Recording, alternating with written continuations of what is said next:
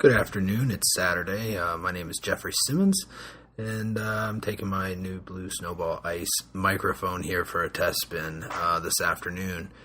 So just let's get into a little bit of talk here, and we're going to cover our draft and what happened in the draft, what my personal board was like. We were in an auction keeper league, so not everybody was there. So I think it's really important, and I found this out this winter, is to go in with a plan for your team, which is obvious. You got to have a plan when you go into the draft. But for an auction keeper league, it's also important to come up with your own value system for your board, because boy, I really think it helped my team this year approach the draft, know what I was going to spend in the draft, how I was going to do it. And my board was very different than anybody else's board. So just getting into it, the first guy that was on my board was Hunter Pence. And just to give you a rundown of maybe the top 10 guys that were available, according to me, in the draft, was Hunter Pence. You had Alfonso Soriano, which I'm not buying Alfonso Soriano this year. You know, he's nearing 40. He is playing in New York, so he's going to have much better stats, or he should have better stats, but, he could break down at any time. So he was number 2 on my list. Number 3 was Albert Pujols, then Justin Upton, Matt Holliday, Hanley Ramirez, Alex Gordon, Carlos Beltran, Ben Zobrist, and Freddie Freeman. So just running down that list of guys right there. I went into the draft with Eric Hosmer and Anthony Rizzo at first base, which I acquired those in a trade, and I really thought that what I could do was build a little bit more depth and be stronger by acquiring 2 first basemen, so I could put one at my utility position. Now, we only play 3 outfielders, which I would really like to see us move to 2 more hitters in the league, maybe doing a middle infielder and a corner infield guy, because I just think it's just a little bit too thin, only playing 10 hitters in a 12-team league. Everybody has a great outfield. So when I went into my draft, I had 0 outfielders. Outfielders were just really coveted this offseason, and I decided I would trade away both of my outfielders that I had acquired, which was Jacoby Ellsbury and Matt Kemp. And those guys, while I think they could have very good years, and I was really excited when I got them, they could also really just absolutely burn me. So I traded back for some other guys like Carlos Santana. I got Anthony Rizzo, and I got Eric Hosmer. So those guys, when I went into the draft, getting back to it, I didn't have any outfielders. So when I was making my list out and I was making my projections this year, which I really found that it blew my mind away when you actually go in and you look at their numbers and you make your own projections based on 3-year history and what you think they're going to do for the next year. Hunter Pence came out number 1 on my board. And I was able to get him at a $33 value, which is a little bit more than what I really wanted to pay for him, because I don't think he's worth $33. But, it's not hateful either, because he's going to give you 20-plus home runs. Last year, we saw him steal a lot more bases than what he ever has in the past. But he's very consistent, and, I really am excited about having Hunter Pence on my team this year. So then, after I drafted Hunter Pence, I was able to go out and get Alex Gordon, which I kind of got a dick move on Alex Gordon. I really thought I was going to get him for less. I had him going into the draft prior to our draft, and nobody wanted to trade for Alex Gordon at $26, and I wasn't going to sign him at $26. So one owner decided to screw me over on that one and push his value back to $26, which I'm not real happy about that, but, you know, it is what it is, and I got my guys. So I got my number 1 and number 2 guys there, a 1 and 2 combo for my outfielder. Then I felt like at that point I was pretty comfortable, and I could move back down to some other guys that weren't going to go for as much money. And when it went down to my board, you know, Carlos Beltran was sitting there. I could have gone out and got Matt Holliday. Matt Holliday only went for $30, which I'm really kicking myself right now because that would have been a really good outfield had I gotten Matt Holliday in there or Justin Upton. Either one would have been really good. But I just wasn't able to pull the trigger on spending over $30 on Matt Holliday that early in the draft.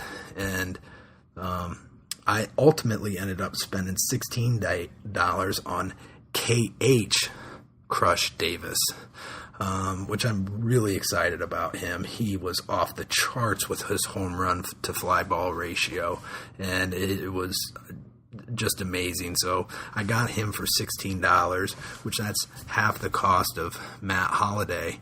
So if he puts up numbers similar to Matt Holliday, I've got myself a fantastic buy. So that was my outfield that I went out and got. And at the time, I was really thinking I was going to get Christian Yelich. But Yelich ended up going for way more than what I wanted to spend for him. I think he went for $22 in our draft, and that's just way too much for a guy who plays in Florida. That ballpark just absolutely saps the power out of everybody except for Giancarlo Stanton, and that's when Stanton's healthy.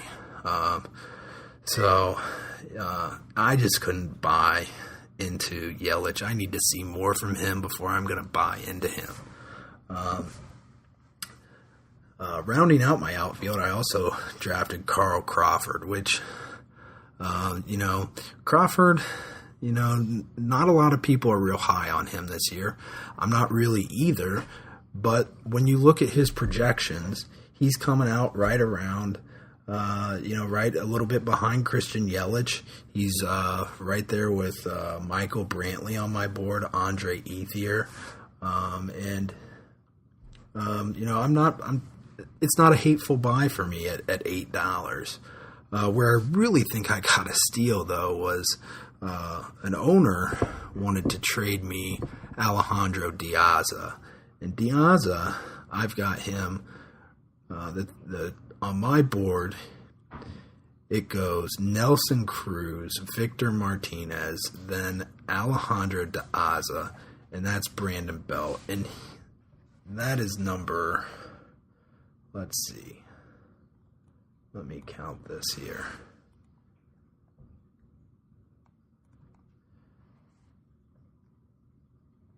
Diaza is sitting right in my... Gosh, what is he? Well, it goes after Freddie Freeman, who I said earlier in the podcast here.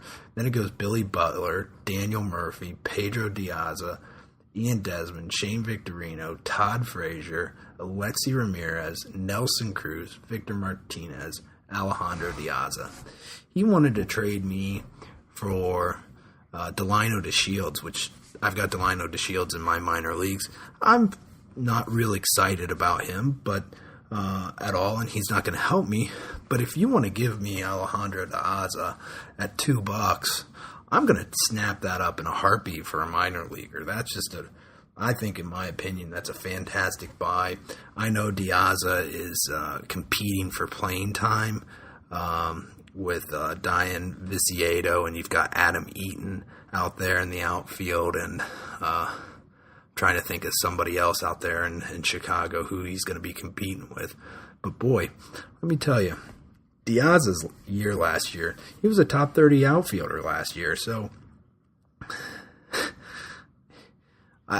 in my opinion, that's just a fantastic buy.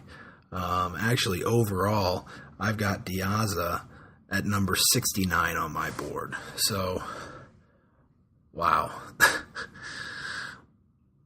That's beautiful, in my opinion.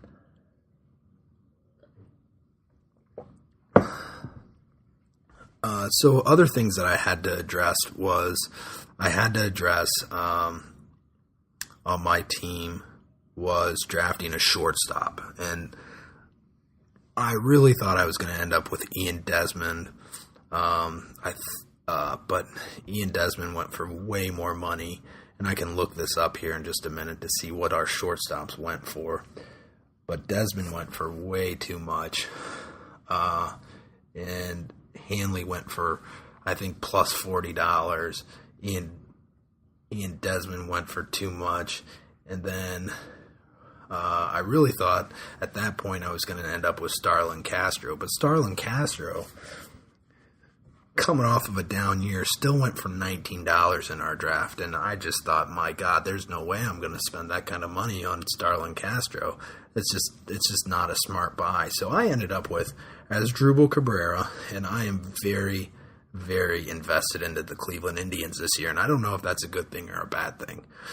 But I've got Carlos Santana from that squad, who just picked up third base eligibility. Francona just announced that he had beaten Lonnie Chisenhall for that starting position. So, but I'm obviously going to play him at catcher because he provides no value to play him. Well, it's not that he doesn't provide me no value, but he just provides me so much more value at catcher because he's going to get more at-bats than any other catcher in the league. And I honestly think he's going to be the number one catcher this year in 2014. So, because he's going to be a super utility man. So, anyway, but I've got Carlos Santana. Then I've got Jason Kipnis. I've got Asdrubal Cabrera. I also have Justin Masterson from that team, and I also have Danny Salazar. So I've got 5 Indians, but I think I've got 5 of the best Indians on that team. And Asdrubal, he's coming off of a couple of down years, but he's in a contract year, so he's not a bad guy to own on a contract year. He's proven it before that he can play and produce in fantasy baseball. So we'll see what we got there. But I only spent $10 on him. And then I picked up Chris Owings from Arizona for $1 off of our free agent wire to back him up. So I feel like I've got a pretty good 1-2 punch there at shortstop where I didn't have to spend a lot of money to fill a need there. So with my outfield, I've told you about drafting Hunter Pence, and I got Alex Gordon. I got Diaz on the trade. I picked up Carl Crawford in the draft, and then I've got my shortstops. And then that takes me to my pitchers. And the first thing that I'm going to cover on my pitchers is that I really got burned on Jared Parker. I was really excited about picking him up. But as you know, he's out for the year he's going to have the Tommy John surgery, so that's too bad. He's probably going to fall completely off the list, and he's not going to be valuable until he starts to prove anything. So he had a very limited track record as it goes, so that was a waste. We did draft very early this year, which, as you know, this spring training has just been absolutely a minefield of injuries. I mean, every other day we're looking at guys going down for this, that, and the other. It's just painful to see it happen. And my first guy that I drafted for a pitcher was Doug Fister for $20. Now, in our draft, what I had as the top 5 guys was Cliff Lee, David Price, Max Scherzer, Doug Fister, and Chris Medlin. Now Medlin, he's out for the year. And Fister now has a lat strain, and I just read that he's going to be maybe shelved for a month, so he's going to miss a whole month of April. So I'm going to have to do some digging into the archives here and figure out who I'm going to pick up. Kyle Loesch just got picked up by somebody in our league, so I was looking at him because he's pretty steady Eddie, so I got Fister in the draft for $20, and then I picked up Ian Kennedy, who has proven before that he has, maybe number 2, number 3 type stuff for us in our league. But, with him going out to San Diego, he's coming off of, he got beat around like a, I don't even know what, like a rag doll last year. And he was pretty bad last year. So, but I picked him up for like $13 or $14 in our draft. So I was not at all disappointed with that. And then, in our draft, boy, I got caught on this one. I nominated Ryan Vogelsong thinking somebody might, take a flyer on him, but I got caught with him. I immediately dropped him for Rick Porcello, and then I ended up trading Rick Porcello to a guy in our league for Nathan Eovaldi, who I'm just extremely pumped for this guy. Paul Sporer has the, I'm going to call it the Bible for starting pitching, and he just has a absolute man crush on Eovaldi, and he throws hard. He has some pretty nasty stuff, and you should check out his work. Paul Sporer, Baseball Prospectus. He's absolutely fantastic, and the best part about his podcast is he will just drop the F-bomb here and there, and he keeps it enough cussing into his podcast to make it exciting. So, cheers to you, Mr. Paul Sporer. So I have Eovaldi on my team, and then let's see, who else did I draft in there? I drafted Fister, Eovaldi, and then I had to pick up Willie Peralta when I drafted Jared Parker. So I've got Willie Peralta now on my team, who he, is,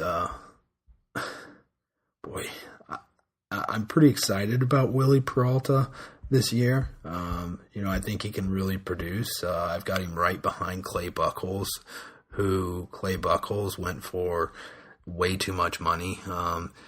For his type of production, I don't think he's made it much past 150 innings every year. It seems like he comes up with some sort of injury every single year. So, Willie Peralta, sure, why not? Why not? So I think I've got some really good value there. And then for my closers, I drafted Jim Henderson and Jim Johnson for $11 combined. So, I feel like if, as my buddy says, you get 2 for $20, that's a good price. And I got 2 for $11. So, why not? And I also was able to pick up J.J. Hoover, snagged him off of the free agent wire, and beat 2 of my league mates to him early that morning when the Cuban Missile took one off the eye, which was, I still haven't looked at the video. As a former pitcher, I don't think I can look at the video. I think it's indescribable to understand what it's like to see a ball coming right back at your face. That is not fun at all whatsoever. I could barely break a pane of glass, and I had a couple of rocket shots hit back up the middle, and it's not fun. So, prayers to Chapman, and hopefully he can get healthy, because the Reds are going to need him this year, competing in that NL Central, which that NL Central is just a meat grinder of a schedule. pardon my borrowed phrase there from Coach K, who went through such a meat grinder that they puked in their shoes against Mercer in the NCAA tournaments this year. But you've got St. Louis. You've got should be good again. You've got the Pirates. You've got the Reds. And the Brewers. The Brewers might surprise some people this year. They've got Braun back healthy. Cage, Davis. They're going to go as far as their pitching staff will take them, which I don't think will be far, but, it might give some people some fits here and there. And then, obviously, you've got the Cubs, who they're going to be pretty shitty this year. Let's just be blunt about it. But they've got a lot of guys down there on that farm, and once those kids come up and they start playing, if they start producing, holy shit, look out. That team is going to be awesome. They've got quite the farm system going right now, and they should be a force to be reckoned with if they can get some pitching help to go along with it. But that's going to about wrap it up for me right now. I think this is going to be a good